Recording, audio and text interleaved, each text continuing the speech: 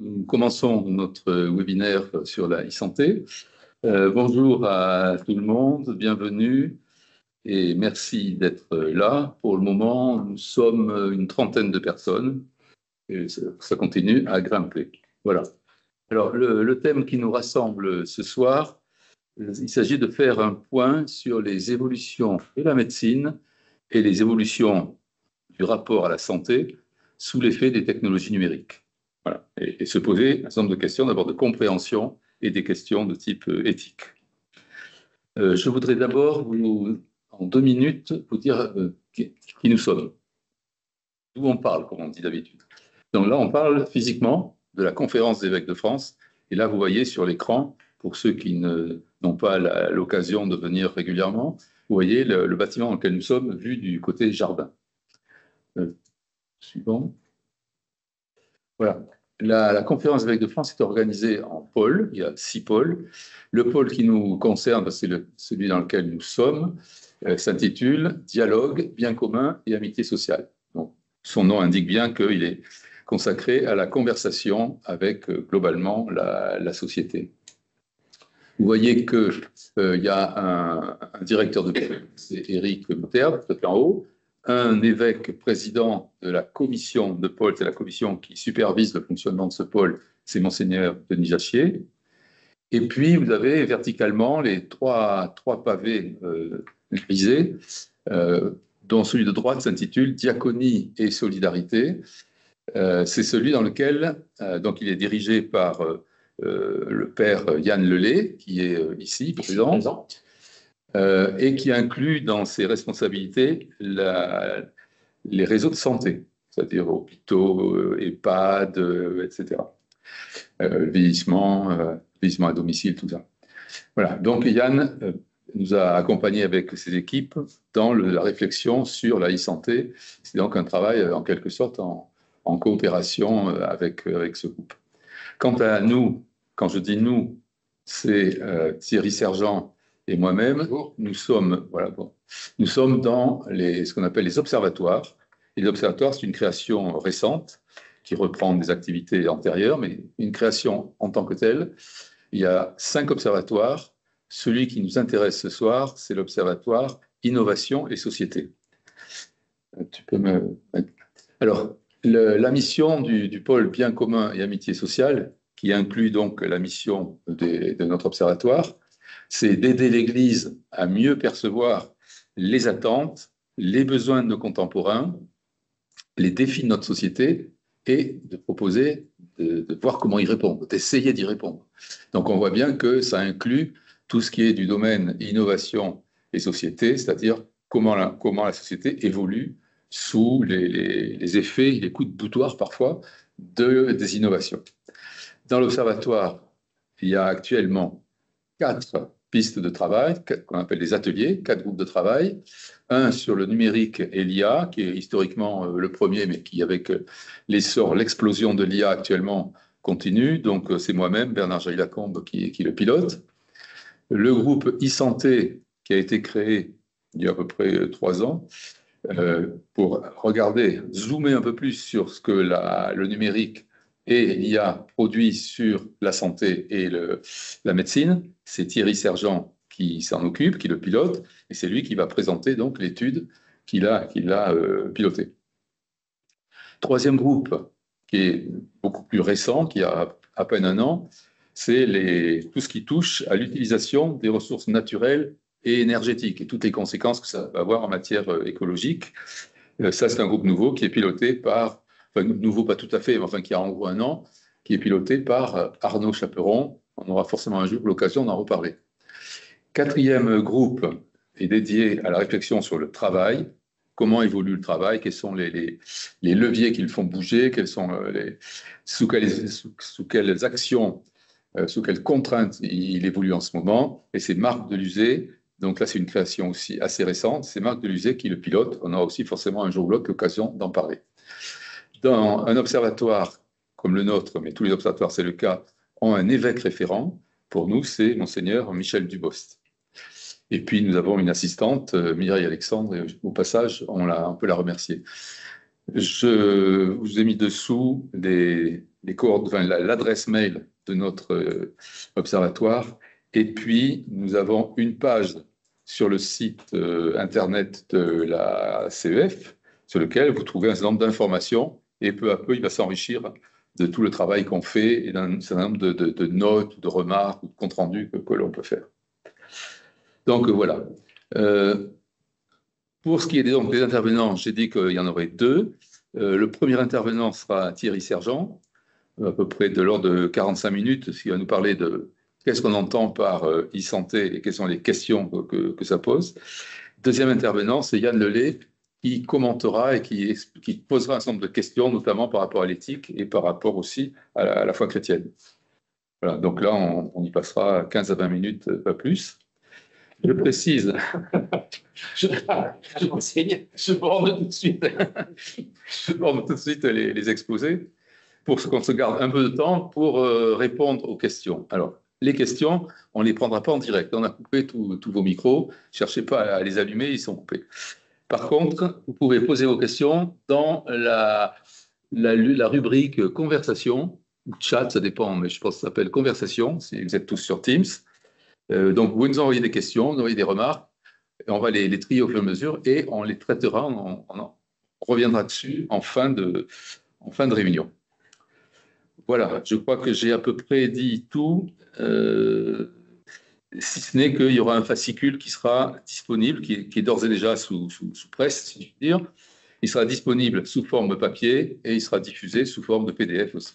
Et ce fascicule reprend l'exposé que vous allez écouter. Voilà, donc merci encore à tous et merci à Thierry et à Yann pour leur représentation. Merci Bernard. Donc oui, n'hésitez pas à poser des questions, on y répondra à la fin, on les regarde au fur et à mesure. Donc s'il y a un point de clarification ou un point de désaccord en cours d'exposé, n'hésitez pas à le mettre, on le traitera en direct dans l'exposé sous l'œil vigilant de Bernard. Donc merci à vous.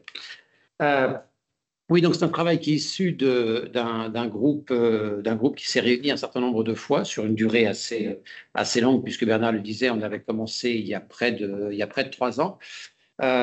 Pour commencer, je reviens simplement sur quelques définitions. L'e-santé, normalement, en fait, ça devrait s'appeler l'e-médecine parce que e-santé, ça voudrait dire que c'est de la santé électronique, donc on serait des cyborgs, on serait des robots, on n'est pas encore des cyborgs ou des robots, donc on devrait appeler ça e-médecine. Mais le terme e-santé est préféré dans le langage courant, non seulement dans le langage courant, mais en fait, il y a une agence du numérique en santé qui a été créée par l'État et qui a créé un site qui s'appelle e-santé.gouv.fr, qui officialise, si je puis dire, ce nom de e-santé. Donc, il s'agit de tous les moyens numériques digitaux appliqués au parcours de soins. Parcours de soins, donc c'est la relation patient-soignant ou entre soignants, on le verra. Ce n'est pas tous les apports du numérique à la santé.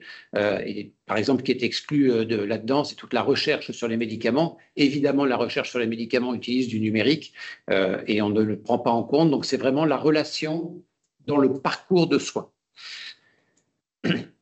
Je redéfinis, alors je n'ai pas l'audace de redéfinir ce qu'est la santé, donc je suis reparti de la définition de l'OMS qui dit que la santé, c'est un état complet de bien-être physique, mental et social. Il y a évidemment ces 3 composantes, on va le voir et on en reparlera. Simplement, je me permets de redéfinir le mot social et je préfère le mot relationnel. C'est les relations entre personnes. Sociales, c'est je dirais, la traduction paresseuse de l'anglais. On l'a vu quand on avait le Covid avec la distanciation sociale. Je ne savais pas très bien ce que ça voulait dire et je préfère distanciation relationnelle ou distanciation tout court d'ailleurs. Donc voilà, ces 3 états, physique, mental, social, c'est un tout. Et on va voir comment le numérique, dans ce parcours de soins, permet d'améliorer cette santé globale. On va avoir une intervention en 4 temps. Moi, je couvre les 3 premiers temps, donc avec les outils et moyens utilisés dans cette e-santé. Je coupe mon téléphone. Le deuxième temps, ce sera les domaines couverts. Donc, on aura un regard croisé à quoi ça sert, à quoi servent les outils qu'on aura découverts. Dans un troisième temps, les enjeux éthiques que cela pose, avant de laisser la parole au père Yann Lelay, à ma droite, pour développer comment, en fait, nous, chrétiens, on peut s'emparer de ces sujets-là. Ça ne veut pas dire que les enjeux éthiques sont vus dans une réflexion non chrétienne, ça veut dire qu'il y a des spécificités chrétiennes qui vont pouvoir s'appliquer à notre réflexion.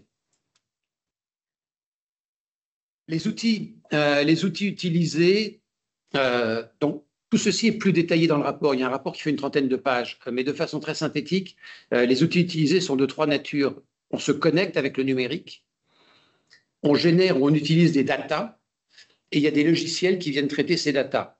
Logiciels dont, évidemment, l'intelligence artificielle est un nouvel avatar, un événement extrêmement significatif, y compris et déjà dans le domaine de la santé. Quand on parle de connectivité, c'est juste pour rappeler, c'est des données qui doivent être logiquement connues, mais on repose le sujet. Il y a évidemment la connectivité patient avec des sites web, c'est pas très nouveau, ça date d'il y a une vingtaine d'années. Les sites d'information médicale ont un grand succès. Il y a les sites d'information, je ne fais pas de réflexion genrée, mais féminins, qui sont aussi très orientés sur le médical et sur la santé. On a aujourd'hui de l'ordre de 40 millions de visites mensuelles en France. Alors, ça ne veut pas dire qu'il y a 40 millions de personnes qui se connectent, il y a peut-être 20 millions de personnes qui se connectent 2 fois. En tout cas, c'est plus que le dictionnaire médical qu'on avait avant à la maison, donc c'est une vraie source d'information. Avec un premier, je ne sais pas si c'est un biais, en tout cas un premier élément marquant, c'est la connexion entre les internautes. Sur ces sites, quasiment la moitié des connexions sont faites non pas sur les fiches d'information, mais sur les forums. Et donc, c'est entre pairs, c'est entre internautes qu'on va s'informer, j'oserais dire éventuellement se désinformer, se mal informer. Ça ne veut pas dire que tous les avis de pairs sont idiots, ça veut dire simplement qu'ils sont pas modérés. Ils peuvent être éventuellement modérés s'il y a de la haine, du harcèlement, du sexisme, de la violence, mais sur les avis médicaux, je peux dire que je soigne tel cancer avec tel cachet, ça restera sur le forum et que ça a bien marché parce que j'avais un cancer et que j'ai plus de cancer. Et ce phénomène qu'on a eu au travers des sites d'information médicale est évidemment très, très, très largement amplifié et plus difficilement mesurable avec les réseaux sociaux. Puisqu'on va échanger de la même façon sur Facebook, sur Instagram, sur TikTok, voire sur LinkedIn presque maintenant, et évidemment sur Twitter ou sur ex-Twitter. Donc des informations qui viennent de sites plus ou moins avec de l'information contrôlée, qui viennent entre internautes, entre le patient et le professionnel. C'est évidemment le cas de la télémédecine. Télémédecine, on est en 2021, on n'a pas de chiffres, j'ai pas trouvé de chiffres plus récents, à 10 millions de consultations, c'est-à-dire à peu près 5% du total des consultations, mais qui sont, on va le voir, très inégalement réparties. Je mets dedans, dans les connexions patients-professionnels, mon espace santé. Je ne vous demande pas de voter et de lever le doigt pour savoir qui a activé mon espace santé, qui a mis ces informations sur mon espace santé. On y reviendra. Ça se développe, mais ça se développe plus lentement que ce qui était espéré par l'État. Et enfin, dans les connectivités, on va se connecter à des machines. Alors, quand je dis des machines, c'est rarement des robots en dur, c'est beaucoup plus de l'intelligence artificielle, c'est beaucoup plus des logiciels. Et je donne comme exemple là WebMD, qui est l'équivalent du Doctissimo américain, ou Ada Health, qui est une application aussi, qui propose directement des diagnostics en ligne. Et inévitablement, ça se développe, on va y revenir largement. Donc, ces 4 types de connexions, avec une 5e connexion qui est entre soignants, qui s'échangent de l'information. Et pour ceux qui ont eu des parcours de soins récents, ça se partage plus ou moins bien, voire plutôt plus ou moins mal aujourd'hui. Ça ne fonctionne pas encore très bien. L'unicité des lieux d'information et les échanges rapides entre soignants, ce n'est pas ce qui marche le mieux. Les enjeux de la connectivité, c'est évidemment un accès inégal. Inégal parce que tout le monde n'a pas accès au haut débit, mais aussi ou surtout parce que tout le monde n'est pas capable de la même façon d'utiliser Internet. Aujourd'hui, on ne sait plus prendre un billet de train sans passer par Internet. Et je vous parle de vécu, ça fait qu'il y a des personnes qui prennent moins le train parce que c'est devenu compliqué ou alors il faut aller à la gare.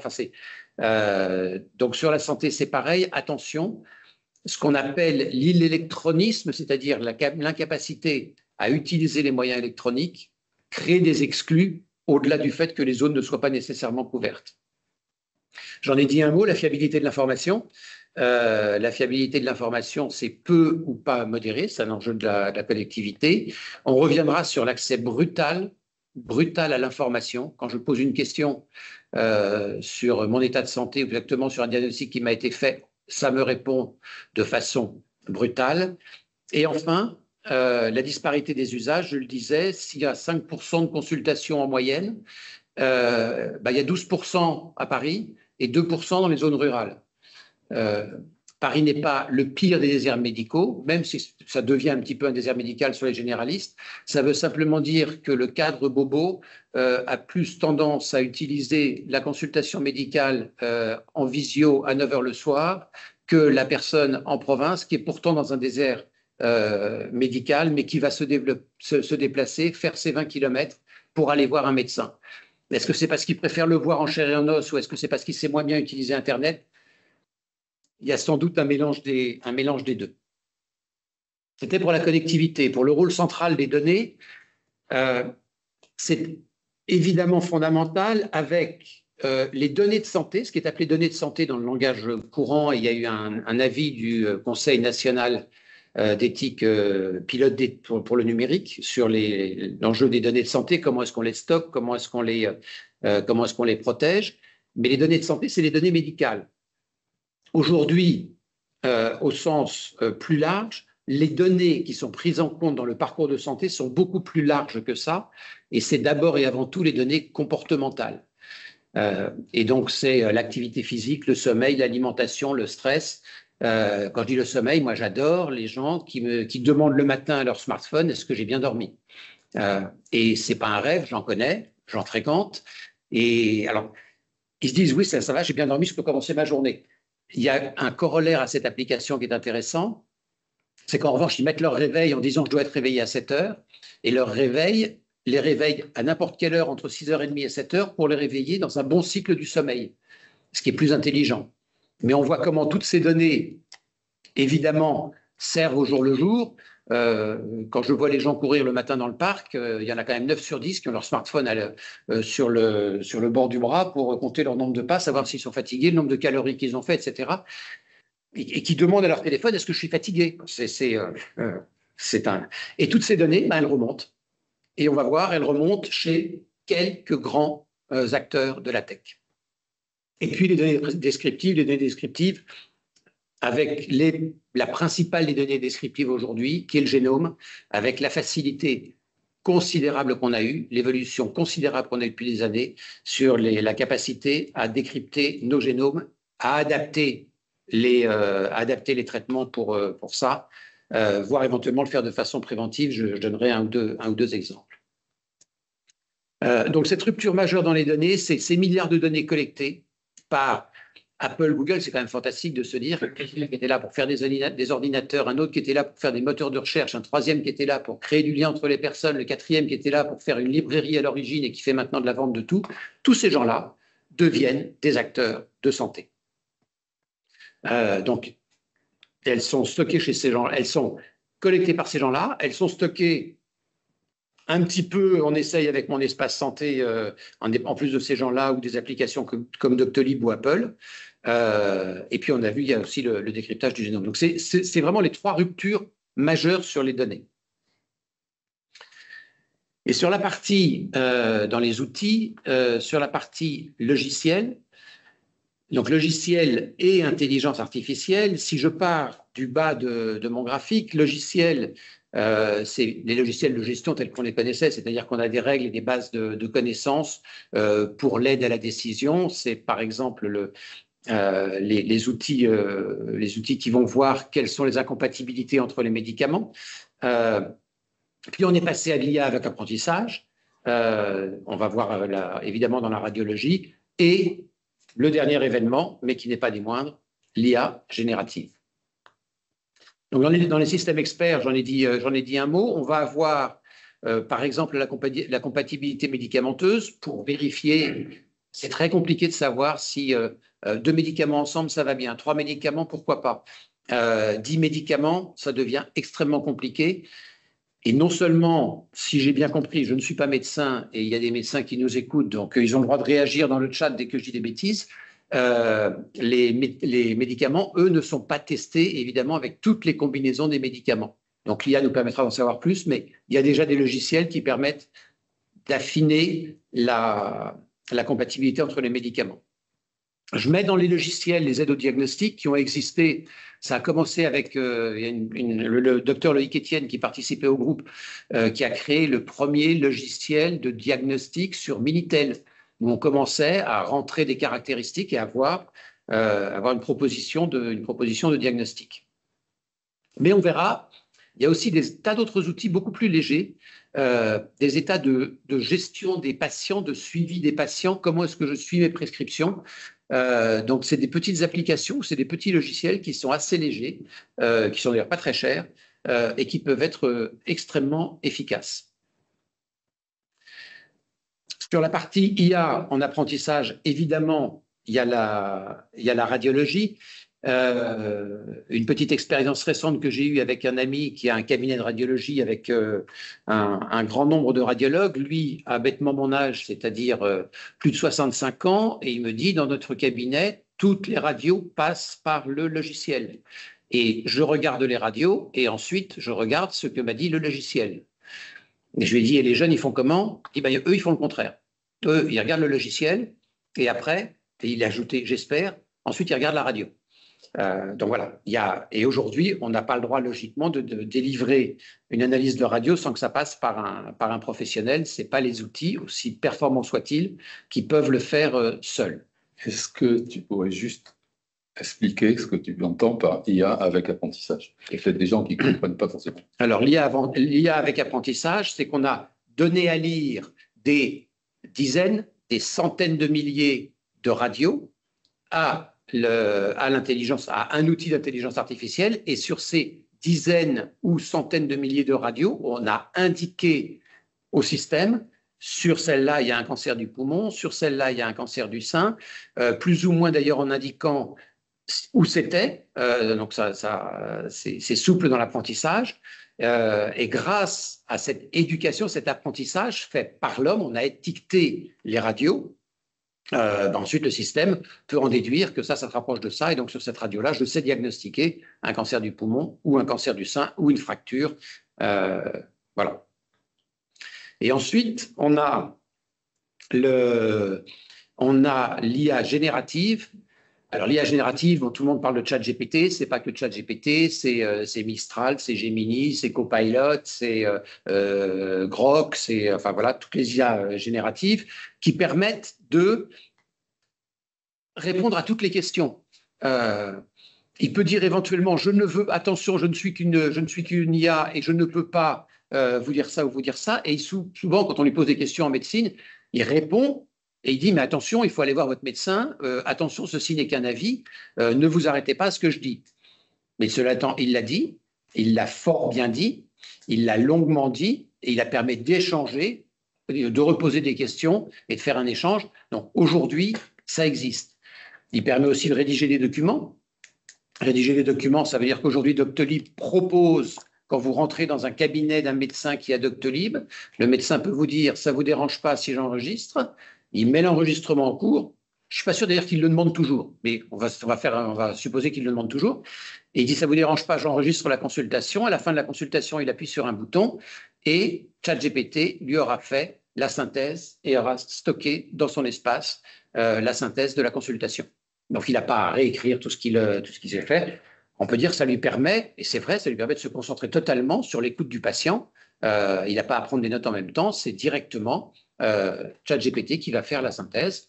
Accessoirement, petit problème de confidentialité, ChatGPT a récupéré la synthèse de la discussion. Donc on a vu évidemment une assistance au diagnostic, même si toujours aujourd'hui les outils d'intelligence artificielle disent attention, ce n'est qu'une assistance. Alors assistance soit pour le soignant, soit directement pour le patient. Et on verra que ça ne pose pas les mêmes questions. Et aujourd'hui, c'est très difficile d'en parler, c'est mon dernier élément, c'est que l'amélioration est continue et que ça va tellement vite que si on ne regarde pas tous les trimestres ce qui se passe, quelles sont les évolutions, aussi bien parce qu'on peut avoir un échange verbal, alors qu'avant c'était un échange écrit, qu'il est maintenant dans une phase de conversation, que c'est vraiment un support colossal. Autre expérience récente qui m'a fait frémir, j'ai une amie de ma nièce qui a des problèmes, je ne dirai pas laquelle, en toute confidentialité, qui a des problèmes pour avoir une grossesse. Et donc, discute régulièrement avec ChatGPT pour lui dire voilà où j'en suis, voilà ce que je fais, qu'est-ce que tu me conseilles, est-ce qu'il faut faire ça, est-ce qu'il faut faire ça, etc. Donc, il y a son médecin, ses médecins, et puis il y a GPT avec qui elle converse sans arrêt. Mais ce qui m'a fait frémir, c'est pas ça, c'est pas que les conseils de ChatGPT puissent être mauvais, parce qu'on va le voir, ils sont plutôt bons. Mais en revanche, elle a dit si un jour je tombe enceinte, la première personne à qui je le dirais, c'est ChatGPT. Et là, moi, ça me fait frémir. Voilà très brièvement décrit les outils qui sont utilisés. Maintenant, si je prends un regard perpendiculaire, orthogonal, ils sont utilisés dans 3 cas d'usage principaux, la prévention, le diagnostic et la thérapie. On va redire un peu les choses, pas tout à fait de la même façon. Dans la prévention, évidemment, on consulte les sites pour être en bonne santé, manger 5 fruits et légumes par jour, il n'y a même pas besoin d'aller sur les sites, il suffit d'aller n'importe où. Faites 1000 pas par jour, faites ceci, faites cela. Donc, voilà, il y a une je ne sais pas si c'est une culture du care, parce que je ne suis pas sûr que ce soit complètement le care, mais en tout cas, il y a des conseils de bonne santé perpétuels. Est-ce qu'on a des questions sur le chat, sur la première partie, sur les outils? Il n'y a pas eu de questions sur le chat. C'est Alan Greenspan qui disait si vous pensez que j'ai été clair, c'est que je n'ai pas été bien compris. Donc, mais je ne me compare pas à Alan Greenspan. Sur la prévention, donc la prévention, c'est évidemment tous les conseils de bonne santé. Quand je marque gestion du stress, on a maintenant des miroirs connectés. Et dans le miroir le matin, on ne se dit pas miroir, suis-je la plus belle? C'est quoi l'expression? Dis-moi, miroir. Dis-moi, miroir, suis-je la plus belle? Mais on lui dit, et c'est vrai, dis-moi, miroir, est-ce que je suis en forme ce matin? Et le miroir répond, tu as l'air fatigué, tu as l'air stressé. Et le miroir répond. Et c'est vrai, j'ai mis comme image le smartphone sur quelqu'un qui est en train de courir ou le bracelet connecté. Tout est connecté, ça aide fondamentalement, et ça aide aussi non seulement les personnes en bonne santé, donc on va dire qu'on va un peu au-delà de la prévention, mais pour les personnes qui ont eu des soucis physiques, on peut mesurer le taux de glycémie, on peut mesurer le rythme cardiaque, on peut mesurer, enfin il y a des tas d'outils à domicile qui permettent d'enrichir la connaissance de sa santé et éventuellement le fait de passer aux soignants ces informations-là. L'élément, pour moi, et je pense le plus clé, c'est le diagnostic. Et le diagnostic avec 3 éléments. Le premier élément qui est l'élément de télémédecine. Télémédecine, oui, ça se développe, oui, ça donne accès à des téléconsultations. Est-ce qu'une téléconsultation j'espère que s'il y a des médecins dans la salle, est une vraie consultation? Est-ce qu'on peut, à distance, avoir la même perception du patient ou de la personne dans sa totalité? Il y a un écran entre les deux. À côté de ça, maintenant, il y a des téléconsultations qui se développent en pharmacie, dans des lieux de téléconsultation, avec des outils. On enrichit. Je sais que Yann en reparlera. On enrichit. Est-ce que la technologie peut tout? En quoi la technologie est toujours au service est complètement au service du mieux-être? Le diagnostic, c'est évidemment l'imagerie médicale. On en a parlé. Et aujourd'hui, les études montrent que l'IA sur le diagnostic pur de la radio est meilleure que la plupart des radiologues quand on a fait les tests. En revanche, d'autres analyses ont été faites en disant si je prends la globalité du patient, et si le radiologue connaît la globalité du patient, ne me demandez pas pourquoi, alors le radiologue, avec la globalité du patient, est meilleur que l'IA. Je ne rentre pas dans le détail technique parce que je l'ignore. Ce que je sais simplement, c'est qu'il y a des développements qui sont faits au Danemark pour inclure dans les logiciels de radiologie la globalité du patient. C'est son âge, mais c'est ses habitudes, il fume pas, c'est son poids, c'est etc. D'autres éléments comportementaux qui enrichissent en fait l'analyse de la radio et qu'aujourd'hui, en France, pour l'instant, on s'y refuse. Et puis évidemment, le troisième élément, c'est les applications diagnostiques. J'en ai parlé une fois, deux fois, j'en reparlerai trois fois, parce qu'on a beau dire que ce n'est qu'un avis, que ce n'est pas un diagnostic. Dans la discussion que l'on a, et principalement avec l'IA générative, on n'évitera pas que les gens posent la question à GPT, à Mistral ou aux autres pour savoir s'ils sont gravement malades ou pas gravement malades. On ne l'évitera pas. Et donc la question, c'est comment est-ce qu'on accompagne ce mouvement-là? Avant, les gens arrivaient chez le médecin, je ne parle pas de très avant, je parle d'il y a 20 ans, ils arrivaient chez le médecin en disant « j'ai regardé sur Internet et je pense ceci, je pense cela, mais j'ai regardé sur Internet, j'ai regardé des sites ». Là, c'est « je challenge mon médecin par rapport au médecin électronique ».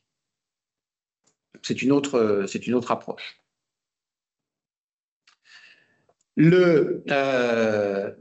Donc, dans cette comparaison avec les médecins, je l'ai dit, l'étude qui a été faite, c'est le point du milieu, ça a été fait aux États-Unis.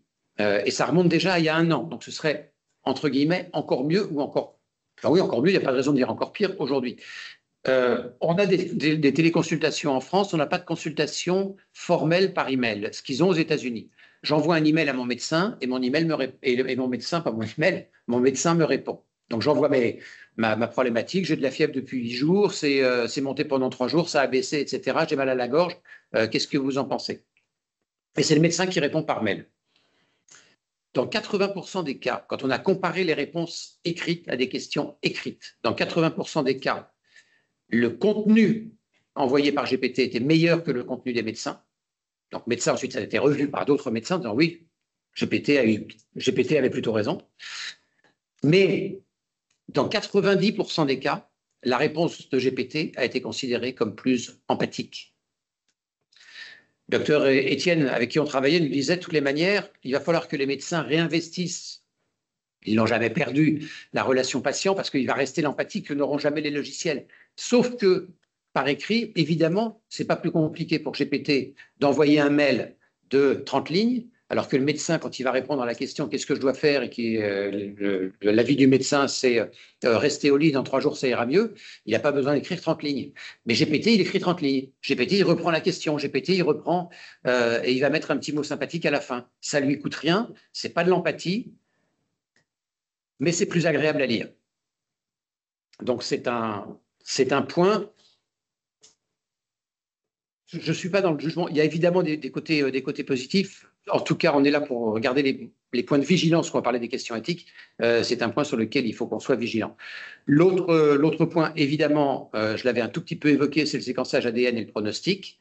Alors, séquençage ADN et pronostic et thérapie. Donc, on parle maintenant de théranostic, c'est-à-dire que dès la prescription, on intègre éventuellement le génome ou les caractéristiques génomiques du patient.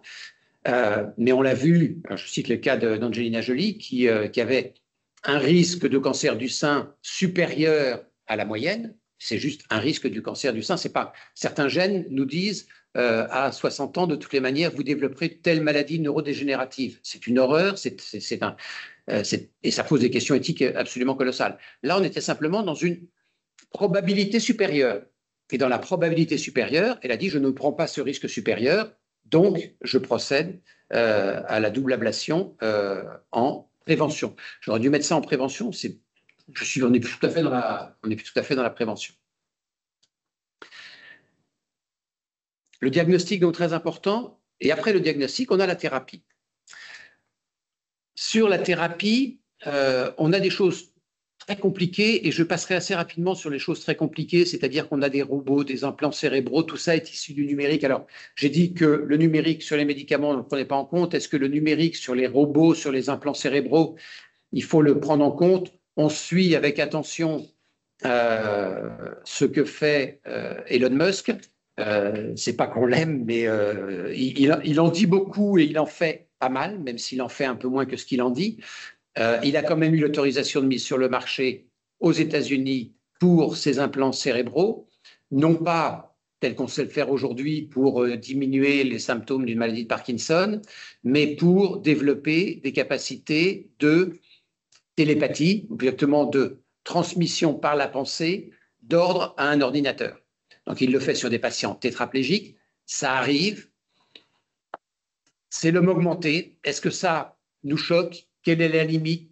Pourquoi est-ce que j'ai le droit de mettre des lunettes et des prothèses auditives et je n'ai pas le droit de mettre quelque chose dans mon cerveau qui va venir réparer quelque chose? Mais d'un autre côté, en même temps que ça répare, ça augmente un peu parce que la capacité de parler à un ordinateur sans taper sur un clavier ou via la voix, c'est une capacité qu'on n'avait pas. Mais on ajoute dans le rapport la capacité de parler à quelqu'un à 10 000 km qu'on fait avec le téléphone, on ne l'avait pas non plus. Donc, c'est le fait que c'est interne. Là, je laisserai à nouveau la parole à Yann sur l'augmentation de l'homme.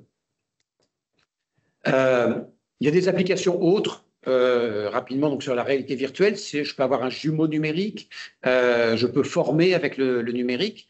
Je voudrais insister simplement sur la thérapie au service du numérique avec des applications patients extrêmement simples. On dépense des milliards pour développer des médicaments que les gens ne prennent pas.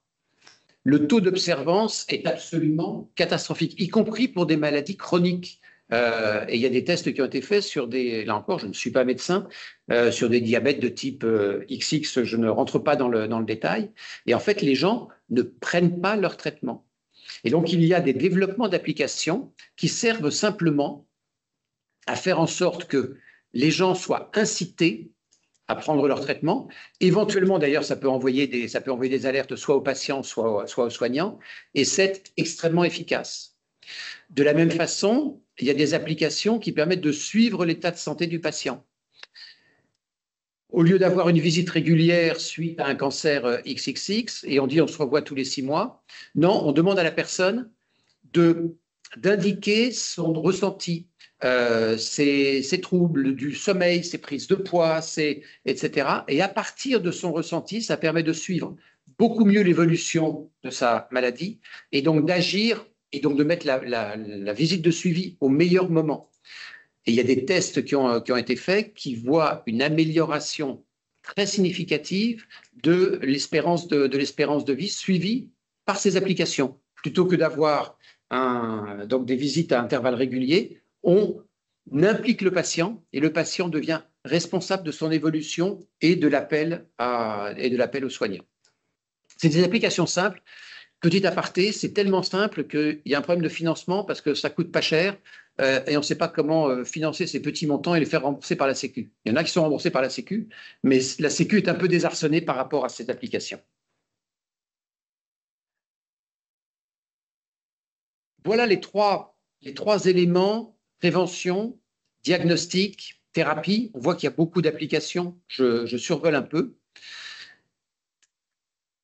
Mais on va se poser sur les questions éthiques que cela pose. Alors, les questions éthiques que cela pose, en fait, on est à la croisée des chemins entre l'éthique biomédicale et l'éthique du numérique.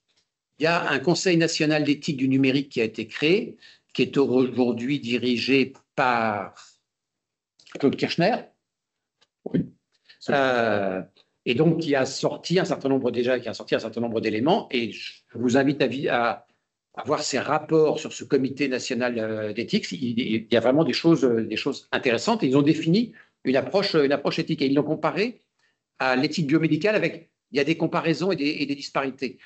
On a retenu en fait dans le rapport une synthèse un peu entre les deux en s'appuyant sur 5 principes retenus: la dignité, la bienfaisance et la non-malfaisance qui se font un peu miroir, la justice et l'équité, la responsabilité.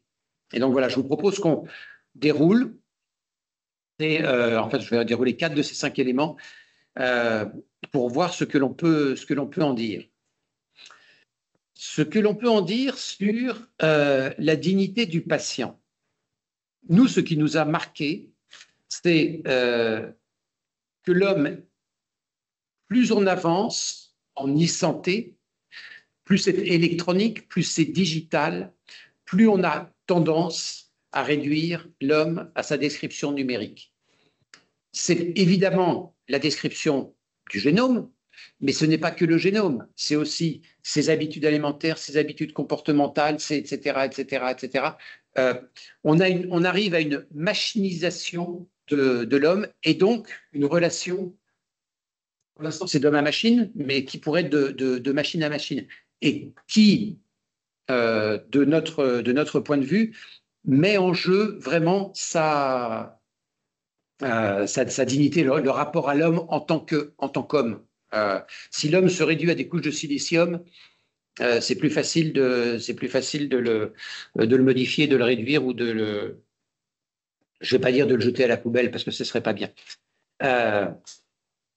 Le deuxième élément sur la dignité du patient, dans la dignité du patient, il est important qu'il conserve sa liberté, son libre arbitre, son autonomie, sa capacité de décision.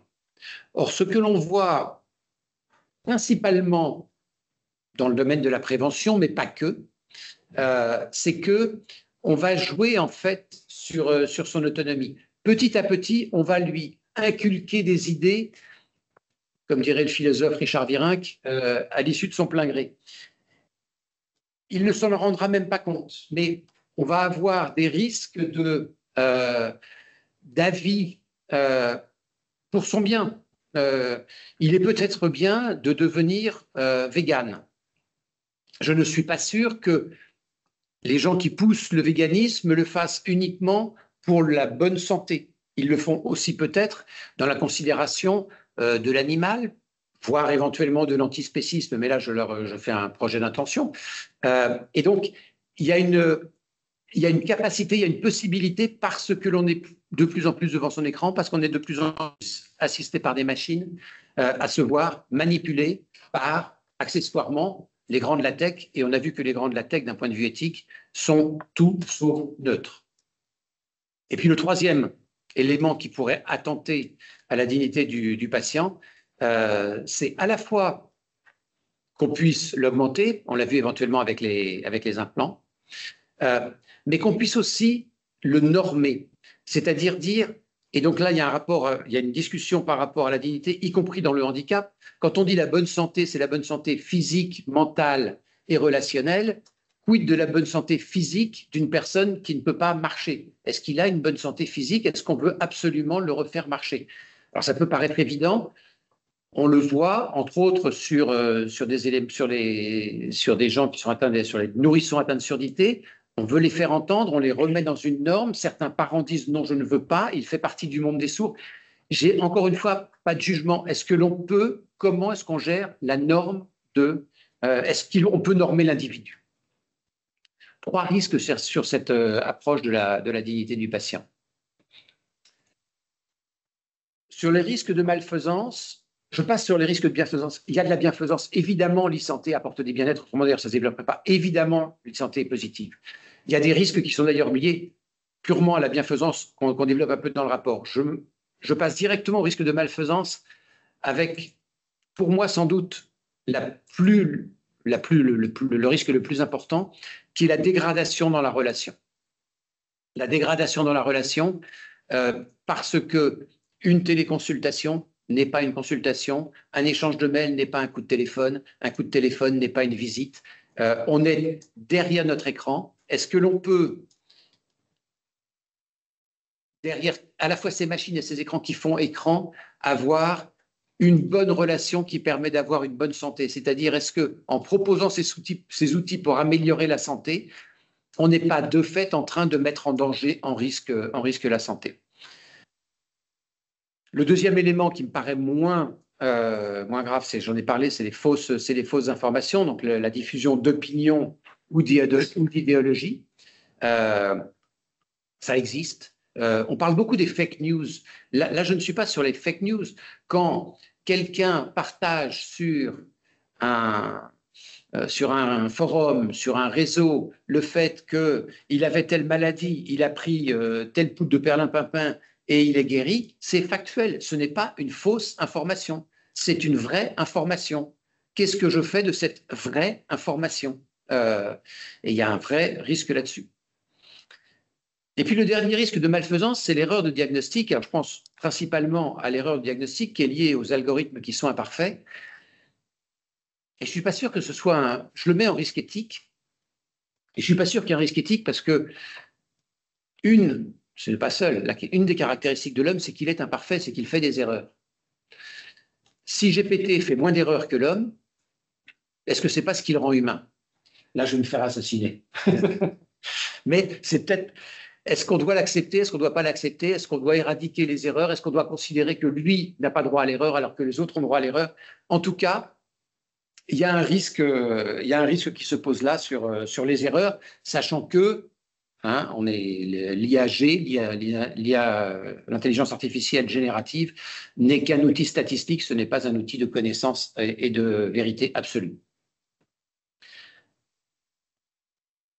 Le troisième élément, c'est l'équité, la justice, avec un dilemme fondamental qui existe entre équité et utilité. Sur l'équité, le principe d'équité, chaque être humain possède une dignité intrinsèque et un droit fondamental d'accéder aux soins nécessaires, indépendamment de son pronostic de sa situation. Donc, principe d'équité, c'est d'abord l'égal accès. On l'a vu, les gens qui n'ont pas accès à la téléconsultation, qui n'auraient pas accès à tel outil numérique, voilà, il y a une égalité d'accès. Ça, c'est de l'équité. Je pense que ça pose pas, ça pose des problèmes, l'égal accès, mais ça pose pas de problème de considérer que c'est un plus et que tout le monde doit avoir accès. Ce qui pose problème, c'est le principe d'utilité. Le principe d'utilité qui est l'optimisation des ressources, mais d'un point de vue global. Or, plus on va avoir une connaissance fine du diagnostic, de l'état de la personne, des données de la personne, plus on pourra affiner son pronostic. Et plus le dilemme entre qui je soigne, parce qu'on ne peut pas soigner tout le monde, qui je soigne de façon efficace, et lui, il a 42% de chances de s'en sortir, alors que l'autre, il a 16% de chances de s'en sortir, et ben, je vais prendre celui qui a 42% de chance. Et l'autre, je vais le mettre à côté. Et cette philosophie, cette éthique de l'utilité va se trouver de plus en plus en jeu par rapport à l'équité, la dignité, l'individu, la personne humaine. Cette tension va être exacerbée parce que plus j'en sais, plus j'aurai des outils pour choisir. Je pense que tu reviendras dessus. Le dernier élément éthique, c'est la responsabilité. Et là, je pense qu'il y a un vrai plus, une vraie complexité, mais un vrai plus dans l'évolution de la responsabilité. Aujourd'hui, dans le système de santé, le principal responsable, c'est quand même le médecin. Éventuellement, c'est le labo, éventuellement celui qui a développé les médicaments, éventuellement l'erreur d'analyse, mais enfin, c'est quand même le médecin et le médecin. Or, on a un système dans lequel il y a une multiplicité d'acteurs. Là, j'en reprends 4. Il y a d'abord le régulateur qui va, et qui aujourd'hui agit extrêmement peu sur les outils, les logiciels utilisés en e-santé. Il est très peu, et il y a un double risque. Le risque que d'un seul coup, le balancier parte en disant j'interdis tout, et au nom de quoi il interdirait des choses qui pourraient aider au diagnostic, par exemple, ou j'autorise tout.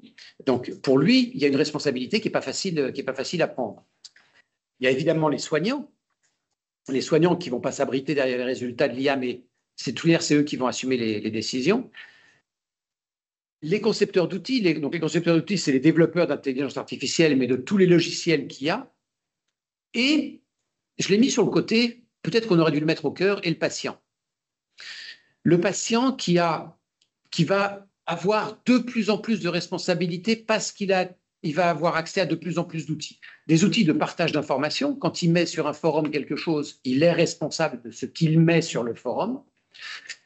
Quand il partage sur les réseaux sociaux, il est responsable et il n'a pas à se cacher derrière un pseudo. Donc, il a une responsabilité vis-à-vis de tous les gens qu'il ne connaît pas, mais il a aussi une responsabilité dans sa démarche de soins. ce que je fais, comment je fais confiance au soignant, comment j'échange avec le soignant, comment j'ai consulté GPT et je m'en suis satisfait, comment, etc., etc. Donc, le patient, la responsabilité du patient, on ne pourra pas exclure les patients de leurs responsabilités. Ils ont moins de moyens que les labos, ils ont moins de moyens que les soignants, ils ont moins de moyens que les big tech. Mais si le patient ne reprend pas un certain niveau de responsabilité, je pense qu'on ne s'en sortira pas. Et c'est un vrai sujet d'éducation, les éduquer à l'e-santé, et de la même façon, leur indiquer qu'ils font partie du jeu. Donc, si je résume très brièvement ces 5 éléments, ces 6 éléments que je conserve, sur la dignité, l'autonomie contre la manipulation, et l'humain contre une description numérique de l'humain. Sur la bienfaisance, que j'avais appelée non-malfaisance, c'est le maintien de la vraie relation. Cette vraie relation, attention à la vraie relation qui aurait un risque de disparaître dans ce développement de l'e-santé. Sur l'équité, la non-exclusion et le dilemme équilibre versus utilité. Et enfin, cette responsabilité qui doit être partagée et distribuée. J'ai tenu mes 45 minutes avec une précision absolument remarquable. Est-ce qu'il y a des questions avant de passer la parole à Yann? Style de la SNCF. Non, c'est beaucoup mieux que la SNCF. Auxquelles il faudrait répondre d'ores et déjà. Alors, oui, il y a peut-être quand même 3 questions qu'on pourrait traiter tout de suite parce qu'elles relèvent plutôt, il y a des commentaires, et enfin, il y a trois commentaires, questions. Premièrement, peut-on se passer de l'examen du malade pour faire un diagnostic? Il y a nécessairement un examen. Ensuite, est-ce que c'est l'examen du malade ou du patient en tant que tel? Est-ce qu'on peut se dire qu'on va arriver? Moi, je pense que non. Mais là, pour le coup, encore une fois, je ne suis pas médecin. Donc, s'il y a un médecin qui veut réagir sur le chat, est-ce que maintenant, on pourrait imaginer quelque chose où j'ai les radios, le génome, l'âge, le poids de la personne, etc., et je délivre un diagnostic? C'est un risque. Mais moi, j'aurais tendance. Alors, tu peux rentrer dans la conversation. J'aurais un peu tendance à dire que c'est déjà le cas. On va très souvent chez un médecin qui nous dit ouais, allez voir le spécialiste, qui vous fait une série d'analyses à faire. Aucun des deux ne vous a réellement examiné, et à la fin, on vous donne un diagnostic et une série de traitements à faire. Donc, je pense que ça va s'amplifier, mais ce n'est pas nouveau. Le risque, c'est de s'amplifier. Voilà, c'est pas nouveau. Ensuite, deuxième question, vous évoquez les US versus la France, mais l'IA a-t-elle des frontières? On peut très bien consulter un site étranger. Quelles sont donc les limites que nous pouvons avoir en France? Alors la réponse est simple, aucune. Aucune limite, et aucune limite non seulement dans l'IA, mais y compris dans la téléconsultation. Aujourd'hui, la plupart des radios sont analysées en Inde ou ailleurs, et en téléconsultation, si à 2 heures du matin, vous avez mal aux dents, je vous conseille, non, je ne vous le conseille pas, mais en tout cas, vous allez pouvoir trouver une téléconsultation dans un pays, soit qui fait de la consultation 24 heures sur 24, soit qui est ouvert à cette heure-là. Et il n'y a pas moyen de l'arrêter. Autant quand vous commandez un bien, si vous commandez un bien en Inde et qu'il est interdit d'être importé, on vous dira je ne peux pas le vendre parce qu'il y a de la douane. Sur une consultation, les sites sont ouverts. Donc non, il n'y a aucune limitation. Il n'y a pas de frontière. Là, c'est pour consulter un site. Si c'est pour une téléconsultation avec un médecin en face. Aucun problème pour le faire avec un médecin étranger ailleurs. D'accord. Alors, comment tu trouves le médecin? Ensuite, et un problème de langue, éventuellement. Il y a éventuellement un problème de langue, un problème de... Donc, il faut quand même empiler les technologies. C'est-à-dire qu'il faut une traduction automatique si tu ne parles pas le chinois, par exemple. Alors, il y aura de la traduction automatique directement si on veut le faire. Donc, on n'est pas non plus sûr qu'on ait complètement compris, qu'on a bien été traduit. Il peut y avoir de la perte en ligne. Voilà. Disons qu'il y a de la complexité qui ne fait que croître. Mais ta réponse est claire là-dessus. Troisièmement, alors je pense quand même, ça me fait penser à ce que tu disais sur le monde, par exemple, la différence entre des cœurs de ville avec des CSP+, et puis du monde rural, un petit peu en genre désert rural. Je pense qu'en désert rural, on aura encore plus de mal à consulter un Chinois en pleine nuit. Il me semble. Hein. Oui. Faut être raisonnable. Hein. Bon. Ensuite, troisième remarque et question à la fois, la confidentialité est totalement niée. Qu'en est-il? Comment peut-on être sûr que les assurances et parfois les employeurs ne vont pas en profiter? Alors, la confidentialité, elle n'est pas complètement niée sur le papier. C'est-à-dire que si on prend mon espace santé, on se dit que c'est pas, voilà, c'est pas logiquement facilement hackable. Encore qu'on a vu récemment des caisses de retraite se faire hacker complètement. Donc, l'étape suivante, c'est quand même Doctolib. Doctolib propose en fait exactement la même chose que mon espace santé. Je ne sais pas où sont stockées les données de Doctolib. Et sur le fait d'utiliser les données, alors je pense que sur les données de santé, il y aura sans doute des garde-fous. Les gens vont s'engager à ne pas dire que Doctolib ne passe pas à la compagnie d'assurance le fait que telle personne a eu un cancer il y a 10 ans. Le problème, c'est que les big tech n'ont pas besoin d'avoir cette information-là. Ils n'ont pas besoin d'avoir l'information sûre. Ils peuvent deviner que cette personne a eu un cancer il y a 5 ans.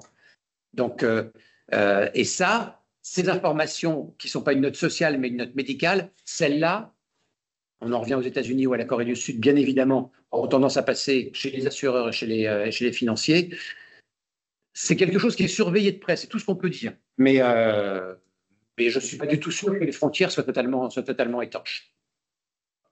Mais pas plus qu'étanches que quand vous faites vos courses au supermarché et que vous payez avec votre carte bleue, votre banque sait ou peut savoir exactement ce que vous avez acheté, si vous avez acheté trop sucré, trop salé, ou une quantité déraisonnable de frites surgelées. Hein. Donc, bienvenue dans le monde numérique. Hein. Y a-t-il d'autres Oui, ça commence à tomber les questions. Moi, il me semble ça me fait penser, ce que je veux dire, à un exposé qu'on avait écouté dans une des réunions. Je crois que c'était Amazon qui s'était organisé, ou c'est au Japon, ou il y a tout un circuit complexe. Amazon, c'est fantastique. Si vous êtes en Inde, c'est Amazon qui vous livre les médicaments. Donc Amazon a évidemment les éléments. Et Amazon, pourquoi est-ce que c'est Amazon qui vous livre les médicaments? Parce que Amazon vous fait le bon conditionnement et la bonne périodicité. C'est-à-dire aujourd'hui, vous sortez de chez votre médecin, vous allez à la pharmacie pour prendre une ordonnance et vous prenez une boîte de 20 quand vous avez besoin de 18 ou de 14, et puis vous rentrez chez vous. Amazon, en Inde, livre le pilulier quotidien ou hebdomadaire, et directement le pilulier. Et c'est Amazon avec ses capacités logistiques, donc Amazon devient un acteur de santé de cette façon-là, donc à vos données de santé, évidemment. Et donc, vous sortez de chez le médecin, vous allez chez vous, une demi-heure après, vous recevez absolument et l'ordonnance et les médicaments qui vont avec. Et avec, en plus, un suivi de près de la prescription. Est-ce qu'on peut passer la parole à… Oui. On verra sur les autres questions après, je ne les envie pas. Peut-être qu'il y a quand même une question qui va directement à ce que tu as dit. Peut-on être sûr en ligne qu'on a affaire à un vrai médecin de plus? Je dirais simplement à un vrai médecin. La réponse est dans la question. Oui, ben vas-y, précise. Non. Il n'y a aucune garantie, tu peux pas… Je pense que sur Doctolib, oui, parce que si c'est Doctolib, si on fait la téléconsultation de Doctolib, oui. Maintenant, le fait qu'il y ait des sites pirates qui vont se créer ou qui se sont déjà créés, je les ignore, je n'ai pas vu le risque, et qui disent c'est un site de médecin, et qu'on n'a pas vérifié que le médecin était réellement un docteur en médecine, je l'ignore complètement. Cela étant, on a vu des cas où le médecin était installé depuis 10 ans et en fait, il n'était pas docteur en médecine. Hein. En physique, c'est pareil. Et il était très aimé par la population et par sa patientèle. Comme les prêtres, tu as dit. Est-ce qu'on peut passer à parler? OK. Et puis, je vais lire les questions. Oui, non, parce qu'il y a plein d'autres questions. Ça devient de plus en plus riche, les questions. Alors, comment se situer et agir en tant que chrétien face au numérique en santé? C'est ton premier slide. Slide suivant. Alors, bonjour à tous d'abord. Merci beaucoup, je suis très heureux d'être avec vous. J'ai un peu l'expérience quand même d'une téléconsultation d'une certaine manière. Je n'ai que des petites icônes devant moi, ce qui ce qui est quand même l'expérience. Je ne sais pas comment un professionnel peut vraiment travailler quand il ne ressent rien de la relation de la personne, de l'ambiance, de ce que vit l'autre, de son émotion même, c'est-à-dire de ce qui est vraiment finalement une personne. Voilà. Alors, je vais peut-être apporter quelques éléments un peu de réflexion sur, du point de vue un peu, du point de vue, cet éclairage aussi de la foi, et notamment aussi des dernières regards que l'Église, et notamment le pape, mais aussi un certain nombre de personnes ont posé sur ces évolutions rapides et très rapides. Et ça fait d'abord, c'est peut-être la première chose que l'on peut poser comme, et qui rejoint aussi ce que le pape François disait dans la date aussi, la question du temps, qui est un élément déterminant de nos vies, parce que c'est notre rythme, et que justement, et les coupures de son. Vous n'entendez pas? C'est bon? C'est un petit signe si ça marche. On devrait voir des petites mains sur Oui, vous entendez? Bon. Tiens, ça va peut-être mieux.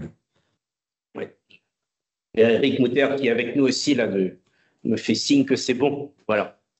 Voilà. La question du temps, qui est un élément vraiment essentiel, donc cette accélération, mais aussi l'accélération, bien évidemment, du progrès technologique et à la vitesse où les choses se font.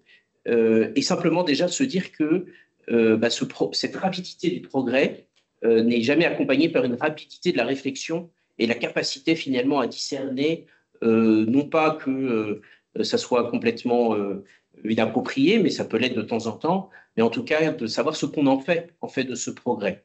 Et donc le progrès, et le pape a attiré notre attention d'abord sur les deux rythmes, en fait, entre guillemets, du progrès scientifique et du progrès moral, c'est-à-dire notre capacité à s'approprier des outils, à savoir les utiliser de manière juste et adaptée, et qui permettent finalement de jouer leur rôle. Voilà. Alors, je vous ai mis peut-être au départ l'e-santé comme un développement particulier de la technoscience, que le pape François appelle aussi le paradigme technocratique. C'est un exemple, en fait, qui a une emprise très forte aussi sur chacun de nous, parce que ça nous concerne maintenant de manière directe, immédiate, dans nos vies. Et dans Laudato aussi, le pape François réfléchissait justement sur cette place de la technique qui a envahi, d'une certaine manière, toute notre vie, mais qui est quand même, et ça je voudrais quand même le laisser, questionné quant à l'équilibre de nos sociétés. Parce que même le développement de l'e-santé, des technologies, ont des répercussions, bien sûr, de qualité de ce qui est fait. Et ça, je crois que c'est la grande reconnaissance qu'on peut avoir. C'est-à-dire que la technique permet beaucoup plus de choses, beaucoup de meilleures choses, aussi une qualité sûrement de diagnostic, de traitement, d'être ajusté au traitement. Si on pense notamment aux traitements lourds parfois que les cancers suscitent, où finalement le traitement fait parfois plus de mal, entre guillemets, dans un premier temps, que le cancer lui-même. En tout cas, on peut adapter mieux les traitements, les doser, respecter mieux la personne. Il y a un vrai progrès qui est là et que l'on doit saluer. Et en même temps, d'une certaine manière, on voit que la technologie, tout ce développement technique a aussi engendré de forts déséquilibres dans notre monde dont on est, je dirais, aujourd'hui les spectateurs. On essaye d'être des acteurs pour en freiner les conséquences, mais en tout cas, il y a aussi ces conséquences-là. L'e-santé n'est pas neutre du point de vue écologique, par exemple, dans les besoins que cela suscite aussi. Comme tout le reste d'ailleurs des éléments de l'électrique ou d'autres, il y a des répercussions immédiates. Donc je cite simplement le pape François, on a tendance à croire que tout accroissement de puissance est en soi progrès, un degré plus haut de sécurité, d'utilité, de bien-être, de force vitale, de plénitude de valeur. Comme si la réalité, le bien et la vérité surgissaient spontanément du pouvoir technologique et économique lui-même. Il y a une espèce je pense, de croyance commune, pas commune, mais en tout cas partagée par un certain nombre de monde, que tout progrès, d'une certaine manière, apporte un plus grand bien-être et que cela demande au moins un vrai discernement, en tout cas une prudence et une manière d'aborder aussi ce progrès pour en choisir l'emprise qu'il doit avoir sur nos vies, en fait. On n'est pas condamné au progrès technologique. on n'est pas condamné comme si c'était une fatalité de l'histoire. D'un autre côté, évidemment, et c'est, je crois, très important, d'honorer la foi chrétienne en Genèse, mais ailleurs, et Laudato Si le dit aussi, honorer vraiment toute cette capacité intellectuelle que l'on a pour résoudre aussi, et c'est le bienfait de notre condition d'homme, de résoudre aussi nos problèmes, en tout cas ce qui nous fait souffrir. En tout cas, on a la possibilité d'apporter un certain nombre de réponses, à savoir comment on les utilise et ce que l'on fait. Jamais l'humanité n'a eu autant de pouvoir sur elle-même et rien ne garantit qu'elle s'en servira toujours bien, surtout si on considère la manière dont elle est en train de l'utiliser. Jamais l'humanité n'a eu autant de pouvoir sur elle-même. Pardon, j'ai mis 2 fois la phrase, je l'avais copié 2 fois. Donc ça, c'est aussi un élément essentiel, avec un élément aussi très important par rapport à la technique, c'est qu'on est arrivé à une ère de l'histoire qu'on n'a jamais connue, c'est qu'aujourd'hui, le monde peut à la fois créer l'homme et le détruire totalement. On a suffisamment parlé du nucléaire et de l'Iran. Et ben aujourd'hui, on peut à la fois manipuler l'homme autant qu'on veut pour offrir des enfants à qui veut, et en même temps, on peut détruire totalement l'humanité. On a un pouvoir presque tout-puissant sur les choses qui nous interrogent quand même totalement. Je dis ce contexte-là quand même parce que l'e-santé arrive dans nos vies, vraiment de manière empreinte, avec au moins nous cette capacité, ce devoir éthique et chrétien d'interroger quand même à chaque fois ce progrès, non pas pour le prendre simplement comme une obligation pour chacun de nous. Alors, quelques opportunités de l'e-santé. D'abord, et je crois que c'est très important, c'est cette précision, c'est cette rapidité, cette mise en cohérence, cette traçabilité, mais qui reste, et ça c'est, je crois, très important, toujours des outils et non des finalités en elles-mêmes. Ce n'est pas une finalité que la technique peut prendre, se poser comme solution recherchée et qui nous donnerait la vérité. On va servir toujours une réflexion, un discernement, une décision éthique que l'on va poser. Et les chiffres, et quand bien même les chiffres qui sont là, ne sont pas forcément ceux qui vont décider, qui vont obliger la décision. Aujourd'hui, en débat politique, on le voit bien, on vous donne une stat, on vous dit tant de personnes pensent ça, donc on en fait à la fois une loi et on en fait la bonté de la loi et même l'aspect moral de la loi. Et là, évidemment, on doit toujours, et même dans des résultats médicaux, ils ne sont pas la fin, d'une certaine manière, ils sont au service d'une décision. Ils ne constituent pas la décision elle-même. Et ça, je crois que c'est très important. Mais ils vont pouvoir avoir une qualité de décision, sous certains aspects, beaucoup plus important. La deuxième chose quand même que l'e-santé porte, et ça c'est un peu une contreposition, c'est-à-dire de dire qu'il y a quand même derrière tout ça, dans cette puissance technique, des résultats, une fiabilité toujours plus forte, d'une rapidité toujours plus grande, d'une disponibilité toujours plus importante, comme une fascination de ce pouvoir et comme un mythe d'ailleurs du malade propre et non souffrant, bien traité, une résolution de problèmes par des solutions qui sont tout à fait efficaces. On porte quand même un peu ça dans notre imaginaire, qu'une e-santé, d'une certaine manière, où tout serait vraiment très bien, très propre, tout ce qu'il faudrait pour qu'on puisse être bien soigné. Restera, et c'est toujours cela, quand bien même on aurait des beaux résultats, d'autres aspects d'accompagnement, notamment du cheminement, de la volonté d'être soigné, des solutions que l'on prend, de la capacité à l'assumer, du coût aussi que cela peut avoir, de la faisabilité ou non, d'autres éléments qui rentrent vraiment en compte.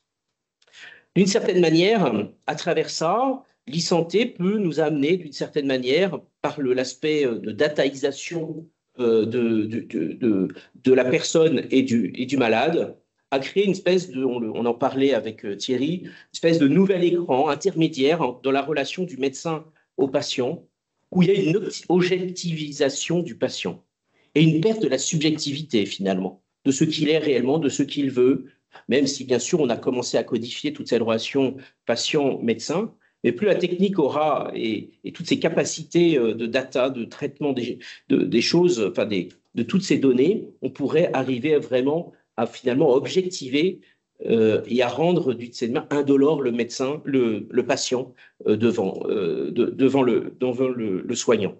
Cette perte de subjectivité. Les finalités de l'e-santé. Peut-être ce regard chrétien, en tout cas, c'est comme un appel lancé à l'e-santé. D'abord, on doit ordonner et orienter l'e-santé. Comme toute la médecine d'ailleurs, vers 3 directions peut-être. En tout cas, la foi chrétienne nous y invite. C'est la doctrine sociale de l'Église que l'on retrouve, que le pape François a beaucoup travaillé, que le pape Léon a mis aussi au cœur de son pontificat. D'abord, cette dignité intégrale de la personne. Et j'ai rajouté le mot intégral, comme l'écologie intégrale, il y a une dignité intégrale. Ce n'est pas simplement respecter la personne dans sa maladie ou sa souffrance physique, ses questions, mais aussi de la prendre dans son ensemble. Voilà. Et quelque part, il y a beaucoup d'éléments de nos vies, et voilà, de ce que vous ressentez, par exemple, mais m'échappe totalement, même s'il est capable de faire des réponses beaucoup plus empathiques, des formulations beaucoup plus empathiques, mais à aucun moment, elle ne sait exactement ce que ressent, d'une certaine manière, totalement la personne, alors qu'il y a évidemment des éléments que le médecin porte avec lui, et dans l'histoire aussi de différents événements, des relations qu'il a eues. En tout cas, il y a une intégration beaucoup plus grande de beaucoup plus d'éléments qui font aussi des éléments spirituels, d'ailleurs, de ce que vit la personne. Donc, il y a un enjeu à préserver. Je ne dis pas que l'e-santé va le nier, mais en tout cas, c'est un enjeu à préserver, cette dignité intégrale de la personne, cette prise en compte, dans le tout est lié d'ailleurs de Laudato Si, de tous les éléments qui feront cette dignité de la personne. La deuxième question, ça va être la question de la justice, de l'accessibilité aux soins. Évidemment, on pourrait dire toute cette technologie va permettre de rejoindre plus facilement un certain nombre de personnes. Et en même temps, elle peut aussi en écarter. Je prends juste un tout petit exemple de le rapport du Secours catholique cette année, qui a travaillé sur l'accessibilité aux aides. On remarque que, alors qu'on a mis des outils pour permettre une accessibilité plus grande aux aides, les plus pauvres, ceux qui sont le plus nécessiteux, c'est ceux qui ont le plus renoncé à demander ces aides. C'est ceux qui ont abandonné le combat, en fait. Ils ont vraiment renoncé. Trop compliqué pour eux, trop contraignant, ne répondant pas assez à leur fragilité et à leur aspiration. Et je pense qu'aujourd'hui, parmi beaucoup de Français, si on dit on fait une téléconsultation, il y a un renoncement à se soigner. En tout cas, je préfère faire de l'automédication, me débrouiller avec quelques connaissances, peut-être amis ou autres. En tout cas, il y a aussi des freins. Et ça, je crois qu'il faut garder, en tout cas, cette justice, c'est-à-dire cet accès qui pourrait être maintenu à tous. Et bien sûr, les enjeux financiers aussi qui peuvent jouer dans les choix que l'on pose, et notamment dans les diagnostics, comme vous l'avez posé, suivant des diagnostics plus ou moins favorables, on pourrait perdre aussi une certaine manière de traiter l'ensemble des patients. Le médecin accueille dans sa déontologie toute personne qui frappe à sa porte, et il vient en aide, mais aussi, parfois, il doit limiter le nombre de patients par jour, évidemment. Et puis aussi, que cette e-santé ait comme finalité l'amélioration des conditions de vie pour tous. C'est-à-dire que ça ne soit pas simplement qu'on est mieux soigné au sens dans une efficacité plus grande, mais que d'une certaine manière, on ait augmenté je dirais, ce bien-être d'une certaine manière, et j'y reviendrai, c'est pas simplement la prise en compte de la maladie, mais de l'ensemble du contexte, ce bien commun qui fait que finalement tout le monde se sent rejoint aussi dans ce qu'il vit. Voilà. Voilà, quelques éléments peut-être. Ça a bougé de toute vitesse. Voilà, c'est ça. Voilà. Quelques éléments quand même que je voudrais aussi, simplement pour prendre du recul aussi par rapport à ce progrès. D'abord, deux paradoxes, en tout cas plusieurs paradoxes. Le premier, c'est que plus notre savoir augmente, plus on est compétent, plus on a des technologies puissantes, plus d'une certaine manière, et c'est un peu étonnant parce qu'aujourd'hui, on peut prendre en compte énormément de maladies, accompagner beaucoup de choses, on sait prendre en compte la souffrance, on sait l'accompagner et autres, Et parallèlement de ça, plus on renonce, d'une certaine manière, à un certain savoir-faire, un savoir-être, notamment par la loi de fin de vie qui est là, où finalement, alors qu'on pourrait continuer à travailler des outils et des manières d'accompagner, de soutenir et engager beaucoup plus dans l'accompagnement et notamment de la fragilité, de l'extrême fragilité, eh bien, on va vers des lois finalement où on renonce aux soins, le suicide ou l'euthanasie. Il n'y a pas de rapport direct avec l'e-santé. Non, mais ça veut dire une chose, c'est que il ne faut pas croire que, en fait, on a un décalage, on a des outils de plus en plus performants, et en même temps, on renonce de plus en plus rapidement. Enfin, on ouvre la possibilité à renoncer de plus en plus rapidement, ce qui est complètement paradoxal par rapport au progrès que l'e-santé, d'ailleurs, pourrait permettre de faire. Et ça, c'est pour ça qu'il ne faut surtout pas rejeter l'e-santé, parce que je pense qu'elle peut accompagner beaucoup de réalités et améliorer notre capacité à mieux prendre en compte beaucoup d'éléments dans l'accompagnement des personnes. Et ça, c'est très important et de le valoriser. Voilà. Mais en parallèle, et je le note quand même, c'est que en même temps, la loi est capable, les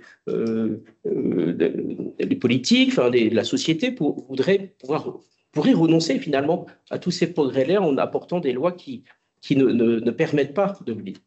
La deuxième chose, c'est qu'il y a toujours dans la technologie quelque chose qui peut venir aussi, c'est une certaine violence froide, parce que c'est efficace, c'est objectif.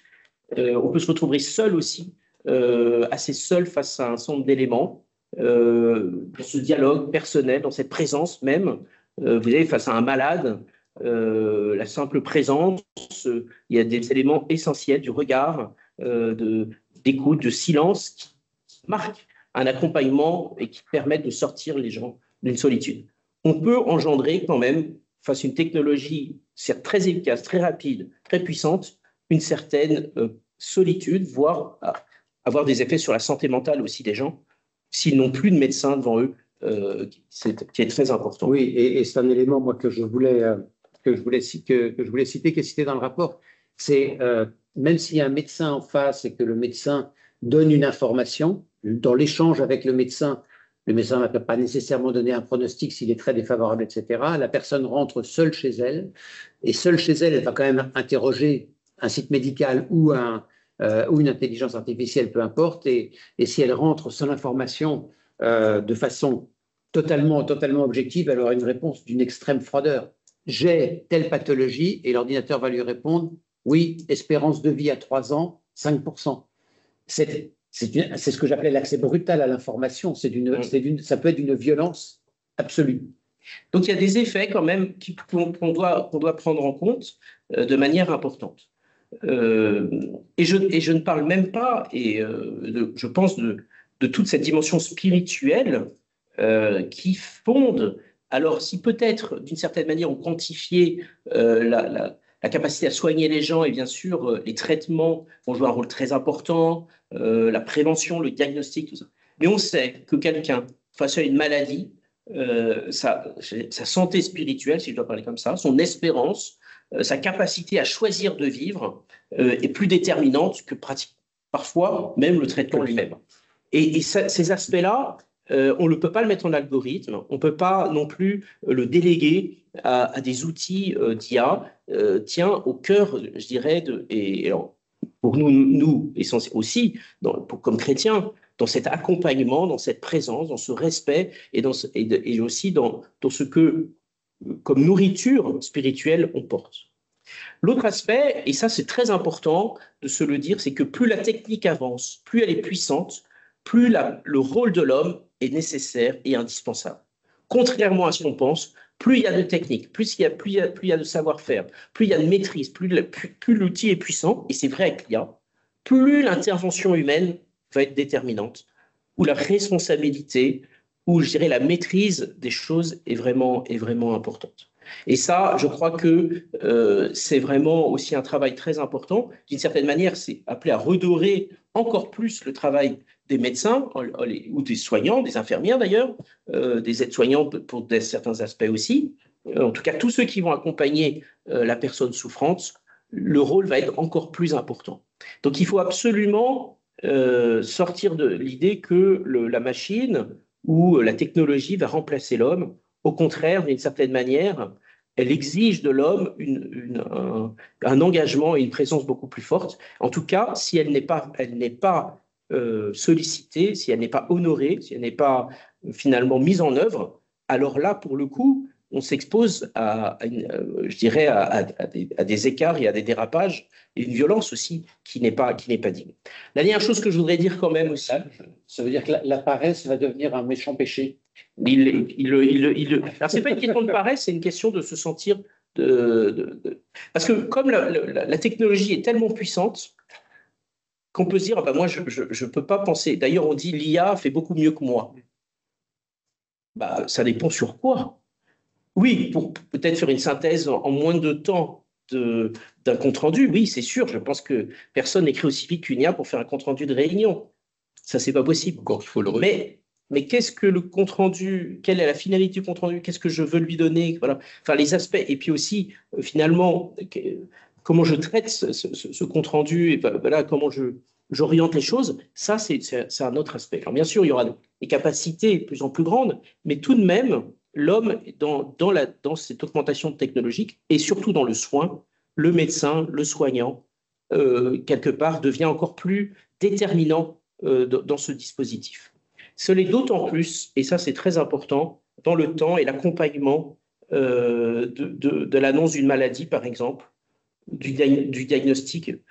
Qui n'a pas vécu l'annonce d'un diagnostic chez le radiologue dans la dans le box, petit box de box B où vous êtes rentré, on vous a dit, vous avez fait les règles, vous êtes sorti, le médecin est arrivé à toute vitesse, vous avez lu le truc et vous dit, bon ben voilà, maintenant, vous passez voir ma secrétaire, vous prenez un rendez-vous avec l'oncologue et c'est ça. Et vous n'avez évidemment pas la capacité de poser de questions. Voilà. Donc là, même, je dirais, toute cette efficacité qu'on a, va réinviter aussi les médecins et les soignants à prendre, puisqu'ils seront dégagés aussi d'autres éléments du temps. La dernière chose que je voudrais dire aussi, c'est que… Juste la même remarque que tout à l'heure, ce n'est pas lié spécifiquement à l'e-santé. Non, mais c'est pour ça que je disais au début que l'e-santé était un des aspects de ce paradigme technocratique que Pape questionne aussi quant à l'équilibre de nos sociétés. Et la dernière chose quand même, c'est que ne perdons face à la fascination de la technologie, même aux soins, à l'espérance de guérison, c'est que fondamentalement, comme chrétiens, il n'y a que Dieu qui nous sauve et nous guérit pleinement de la mort. Et que c'est pas vrai qu'on pourra n'y échapper, avoir une mort, je dirais, tranquille, bienfaisante, comme on aimerait en tout cas, mais c'est vraiment Dieu qui nous sauve, en tout cas comme chrétiens, qui nous donne cette plénitude de vie, en fait, qui nous remplit même au cœur de la maladie. Et cette l'e-santé pourra et reste toujours un outil pour permettre d'avancer sur un chemin de guérison, mais ce chemin de guérison, il est aussi donné par Dieu. Voilà, je vais m'arrêter là. J'ai une question pour toi directement. Dans la prise en charge globale des patients, il y a l'accompagnement spirituel. Oui. Comment accompagner l'e-spiritualité? Je ne sais pas si c'est au premier ou au deuxième degré. C'est comment faire de l'e-spiritualité. Qu'est-ce que c'est de l'e-spiritualité? C'est la question qu'on se pose. Comment l'e-santé prend en compte cette notion? Tout est… bien sûr que en termes de spiritualité, on peut toujours essayer d'accompagner des gens à distance. Oui, je crois que c'est ça. Je pense que c'est ça, les spiritualités. On peut aussi faire cela. Là aussi, je serais encore plus prudent de la spiritualité.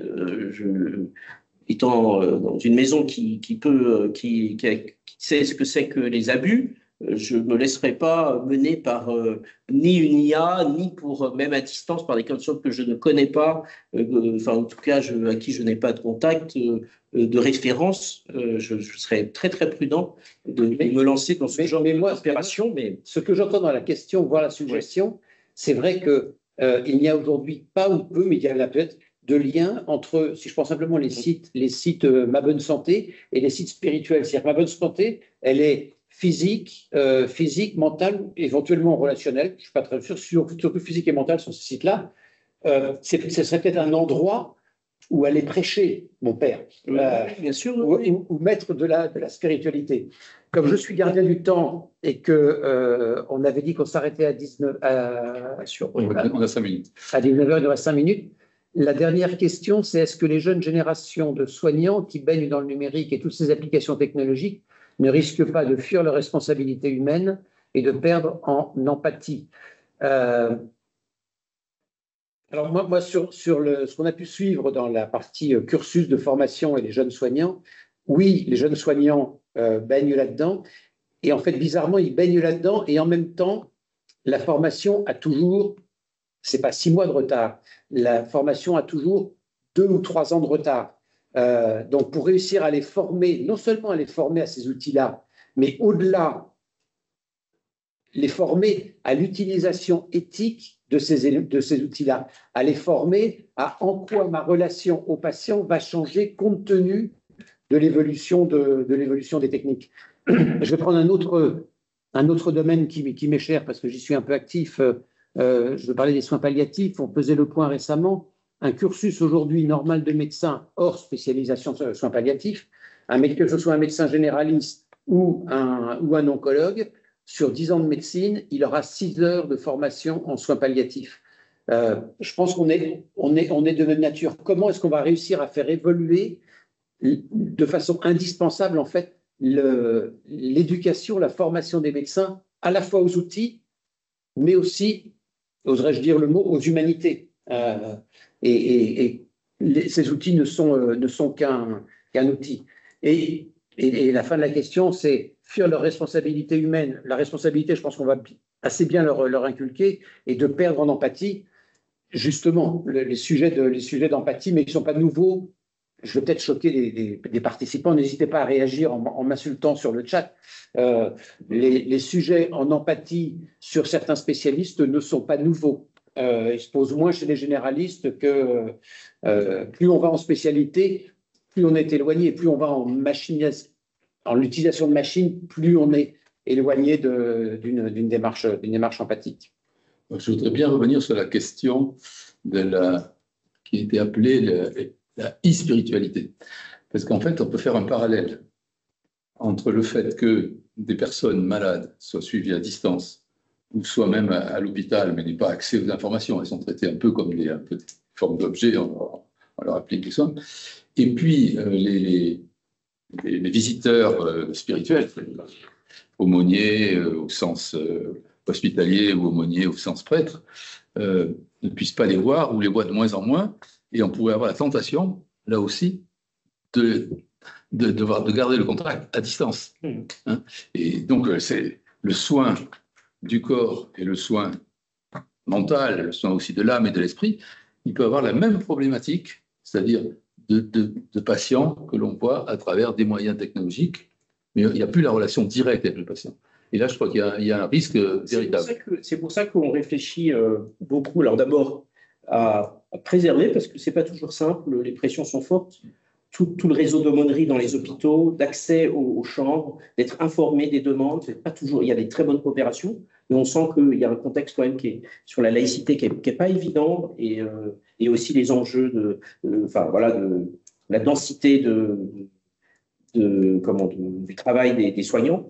Et du fait, les malades sont de plus en plus à domicile. Le temps où on reste à l'hôpital quand on est malade est très court. Donc même pour l'aumônerie, on a à peine le temps de les voir, les personnes sont déjà reparties. L'accompagnement est très difficile. Donc on est plutôt aussi en train de se dire, il faut qu'on déploie justement ce service d'aumônerie d'une certaine manière à domicile, de visite, de rencontre. Et je pense que pour le coup, s'il y a un trésor à préserver et à porter, c'est cette présence.